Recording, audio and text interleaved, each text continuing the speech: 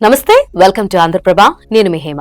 ఏపీలో కాంగ్రెస్ పార్టీ 10 ఏళ్లుగా నిర్ధారణ స్థితిలోనే ఉంది. ఆ పార్టీ ఏదైనా ఆందోళనకు పిలుపునిచ్చిన సందర్భాలు దాదాపు లేవు. ఉన్న ఎవరూ పట్టించుకోలేదు. ఎందుకంటే ఆ పార్టీకి లీడర్, క్యాడర్ ఎవరూ లేరు.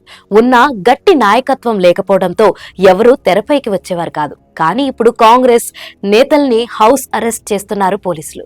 ఈ మార్పుకు కారణమేంటి?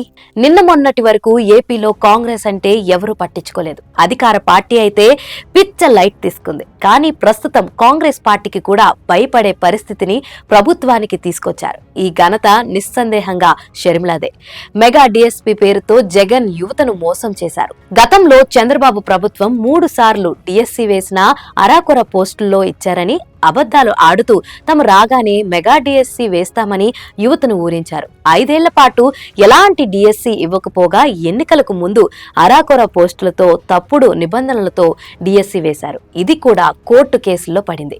ఉద్దేశపూర్వకంగా తప్పుడు రూల్స్ తో డిఎస్సీ ఇచ్చి ఆ నోటిఫికేషన్ పనికి రాకుండా చేశారన్న వాదన వినిపిస్తుంది. ఇలాంటి సమయంలోనే మెగా డిఎస్సీ కోసం కాంగ్రెస్ పార్టీ ఉద్యమాన్ని ప్రకటించింది.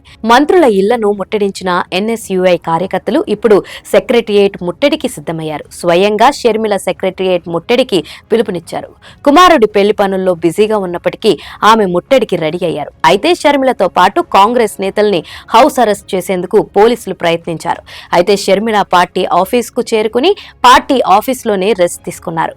అక్కడ నుంచి సెక్రటరియేట్ ముట్టడికి వెళ్లనున్నారు. ఎలాగైనా ముట్టడి నిర్వహించి తీరాలన్న పట్టుదలతో షర్మిల ఉన్నారు. మొత్తానికి కాంగ్రెస్ పార్టీని నియంత్రించడానికి కూడా వందల మంది పోలీసుల్ని ఉపయోగించాల్సి వస్తుంది. వైసీపీ దిగజారిపోయిన పరిస్థితికి ఇదే సాక్ష్యంగా కనిపిస్తుంది.